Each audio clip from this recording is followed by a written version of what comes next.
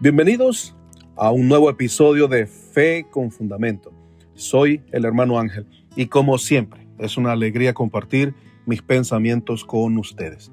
Reciban un abrazo junto a los buenos días, buenas tardes o buenas noches y la bendición de Dios desde Beloit, aunque en estos días ha estado un poco frío, pero sigue siendo una oportunidad excelente para calentar nuestro corazón con la verdad eterna de la palabra de Dios. Hoy, en este séptimo episodio, voy a responder a una pregunta que ha surgido en muchos lugares con amigos, con familiares, en la universidad, en las redes sociales. ¿Jesús es histórico o es un mito religioso? Fuera de la Biblia existen múltiples referencias a Jesús de Nazaret. Y hoy veremos por qué, incluso dejando de lado por un momento la fe, la figura de Jesús se sostiene firmemente como un personaje histórico real del siglo I. Veremos por qué negar su existencia histórica no es una postura académica seria, sino una posición marginal que la mayoría de los historiadores, incluso los que no son creyentes, rechazan. Puede ser una postura ideológica, puede ser filosófica o incluso una postura emocional, pero no es una conclusión respaldada por la historiografía moderna. Prepárense para un tiempo de claridad y aliento. Respira hondo, abre tu mente y tu corazón, porque si Jesús es histórico, y lo es, entonces todo lo que se dice sobre él cambia nuestra vida para siempre. ¿Listo para el viaje?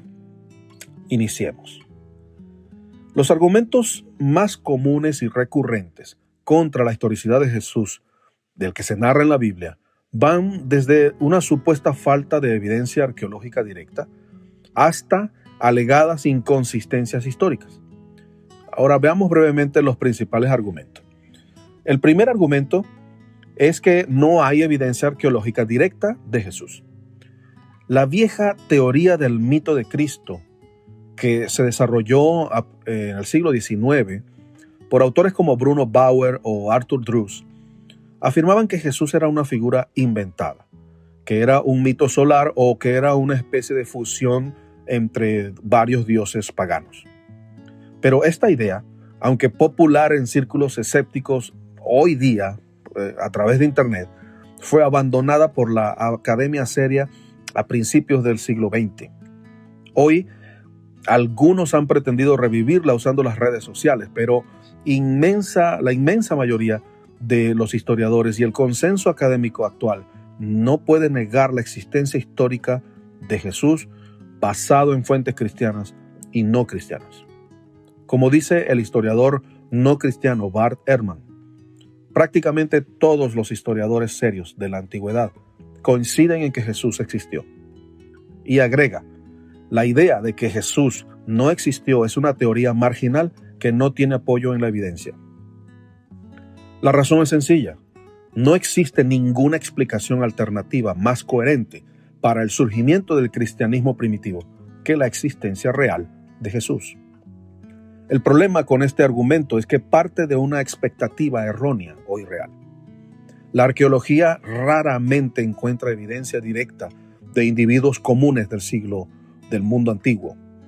No tenemos restos arqueológicos, por ejemplo, de Sócrates, ni de Platón, o de Gilel el Sabio, o de la mayoría de los rabinos del siglo I. Y nadie cuestiona su existencia histórica. Jesús fue un judío galileo, sin poder político ni riqueza, ejecutado como criminal. Pretender que existan estatuas, inscripciones personales o tumbas identificables con su nombre es exigir algo que la historia no suele preservar. La historia antigua se reconstruye principalmente a partir de fuentes textuales, no de artefactos personales. Y esto nos lleva al segundo argumento. Los evangelios son documentos religiosos, no históricos. Este argumento ignora cómo trabajan los historiadores. Un texto no deja de ser histórico por tener motivaciones religiosas. De hecho, la mayoría de los textos antiguos tienen intereses ideológicos o políticos o religiosos. La pregunta no es si los evangelios son teológicos, porque lo son. La pregunta es si contienen memoria histórica confiable. Y eso se evalúa a través de varios criterios que les voy a mencionar. Primero, la cercanía temporal a los hechos. Los evangelios fueron escritos entre el año 60 después de Cristo y el 100 después de Cristo. Se empezaron a escribir apenas unos 30 años después de la muerte de Jesús, lo cual es un margen excepcionalmente corto comparado, por ejemplo, con biografías antiguas como la de Alejandro Magno. Los padres de la Iglesia, en los siglos II y III después de Cristo, citaron los evangelios tan extensamente que se podrían reconstruir casi por completo todos los evangelios solo con las citas que hicieron en sus escritos los padres de la Iglesia. Segundo, el uso de testigos oculares o fuentes orales directas. Los apóstoles Juan y Mateo fueron testigos oculares directos.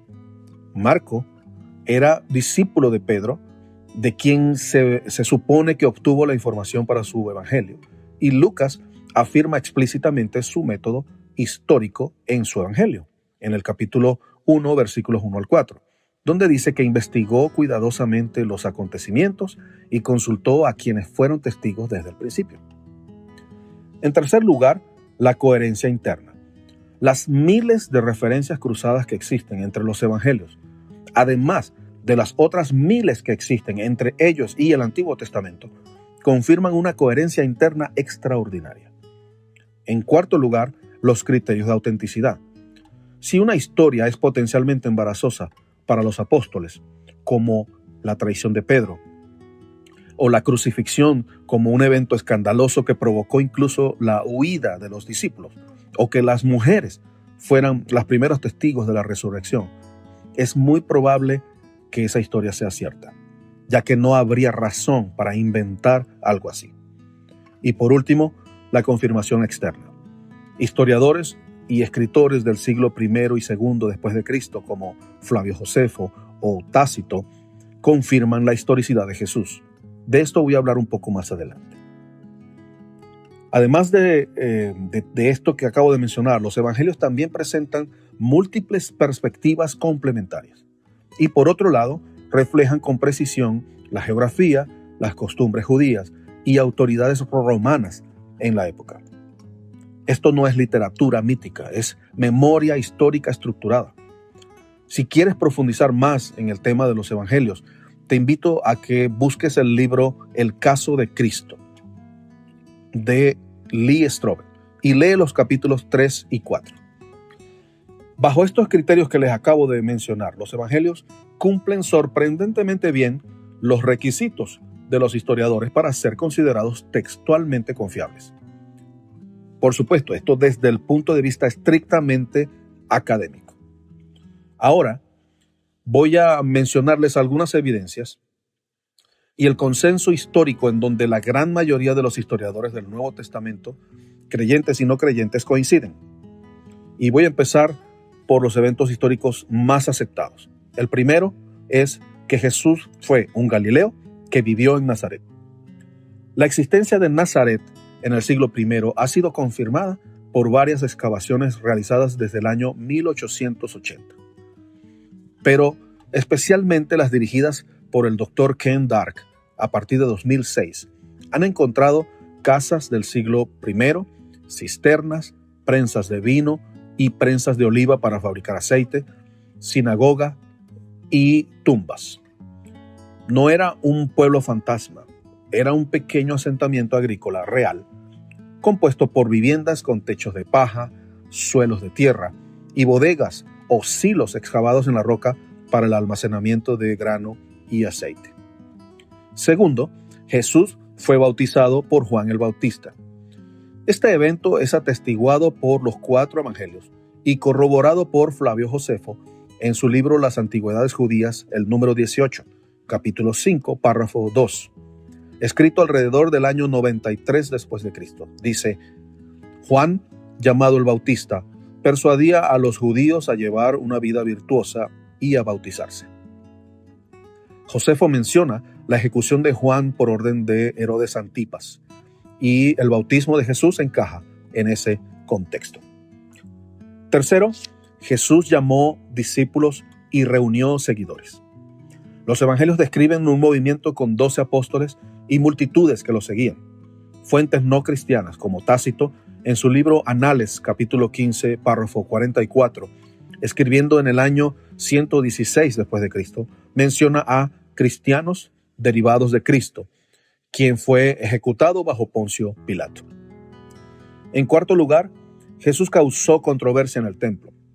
Los evangelios narran la limpieza del templo en Juan capítulo 2 versículos 13 al 22 y en Marcos capítulo 11 versículos 15 al 19.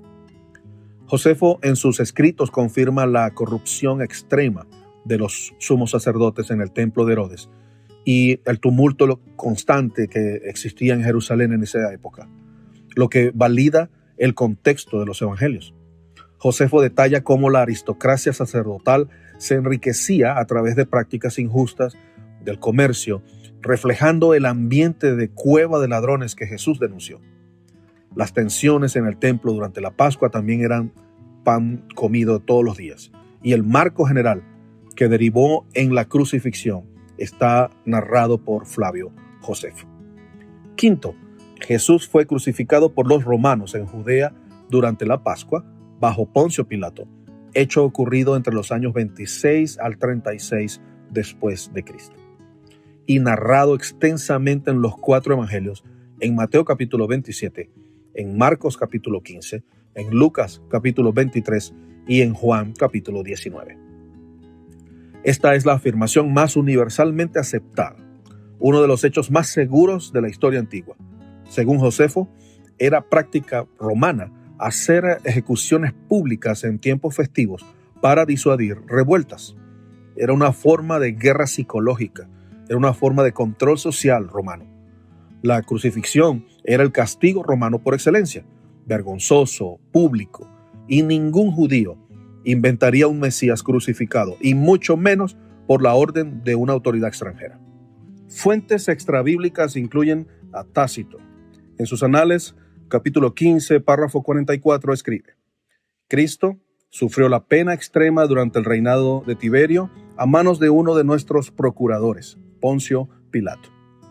Flavio Josefo, en su libro Antigüedades Judías, número 18, el capítulo 3, párrafo 3, ahí encontramos el famoso Testimonium Flavianum, que lo mencioné en un podcast anterior. Ahí menciona que Jesús, como sabio, ejecutado por Pilato. Plinio el Joven, en sus epístolas, capítulo 10, párrafo 96 del año 112 después de Cristo, describe a los cristianos adorando a Cristo como a un Dios. Y Suetonio, en sus libros Vidas de los Césares, en el libro dedicado a Claudio, capítulo 25, párrafo 4, menciona disturbios en Roma por Crestus, considerada una referencia a Cristo. Queridos hermanos, la conclusión es clara. La pregunta inicial se transforma. Ya no es si Jesús existió, sino ¿qué hacemos con él? Frente a cualquier ataque contra la historicidad de Jesús, parece mucho más probable que estos 4 autores escribieran lo que habían presenciado o lo que habían recibido de testigos oculares. Los evangelios no presentan a un mito etéreo, sino a un hombre real que habló, que caminó, que confrontó, que enseñó y que transformó las vidas y cambió el mundo. Negar la historicidad de Jesús requiere una explicación mucho más compleja e improbable que aceptar que lo que los evangelistas escribieron o lo que vieron o lo que recibieron de testigos confiables fue real. Nuestra fe no comienza en la imaginación, sino en la historia. Y eso nos da seguridad para creer, para predicar y para defender lo que confesamos. Para ustedes, hermanos y amigos que me escuchan, si Jesús es histórico y la evidencia lo confirma, entonces sus palabras demandan respuesta. En el Evangelio de Juan, capítulo 14, versículo 6, el evangelista registra una de las confesiones de Jesús más trascendentales y desafiantes. Yo soy el camino y la verdad y la vida. Nadie viene al Padre sino por mí. No es una figura mítica. Es el Hijo de Dios que entró en la historia. Confía en Él, síguele, compártelo. Cuando alguien te diga Jesús es un mito, puedes responder con humildad y hechos. La historia misma dice lo contrario. Y eso abre la puerta al milagro de quién es Él realmente. Oremos. Señor, gracias porque no nos dejaste en la oscuridad. Gracias porque enviaste a tu Hijo a la historia real. Gracias por Jesucristo, verdadero Dios y verdadero hombre que caminó entre nosotros. Afirma y fortalece nuestra fe y danos convicción para compartir la verdad con amor y firmeza, para que muchos conozcan a Jesús y lo reciban como Salvador. En el nombre de tu Hijo amado. Amén. Hoy hemos visto que Jesús de Nazaret es una figura histórica sólidamente confirmada por fuentes cristianas y no cristianas, aceptada por el consenso académico. Negar su existencia no es serio, es ignorar la evidencia. Esto no prueba todo lo que creemos, pero sí nos da una base sólida para confiar en los evangelios y en el Jesús que presentan. En el próximo episodio hablaré acerca de las evidencias históricas de la resurrección, un tema que merece su propio espacio, el clímax de la historia humana. Si este episodio te ha ayudado a fortalecer tu fe, al conocer que Jesucristo es una figura histórica confirmada, te invito a compartirlo con alguien que aún tenga dudas acerca de Jesús. Y también te invito a que te unas a nuestra comunidad en Patreon. Haciéndote miembro allí exclusivo, accederás a episodios donde profundizaré en temas especiales, sesiones de preguntas y respuestas, recursos descargables como guías de estudio personal que vas a poder usar también para discipulado. Tu apoyo no solo nos ayuda a producir más contenido como este, sino que nos permite llegar a más personas que necesitan fortalecer su confianza en el Hijo de Dios. Visita patreon.com/fe con fundamento y únete hoy. Tu fe y la de otros te lo agradecerán. Y recuerda que también puedes unirte a nuestra comunidad a través de nuestro canal en YouTube. Búscame por el nombre Fe con Fundamento. Suscríbete al canal, dale me gusta, activa las notificaciones y comenta. No me queda más que pedirle a Dios que haga resplandecer su rostro sobre ustedes. Les espero en el próximo episodio de Fe con Fundamento. Hasta la próxima. Gracias por acompañarme y que tengas un día lleno de su verdad.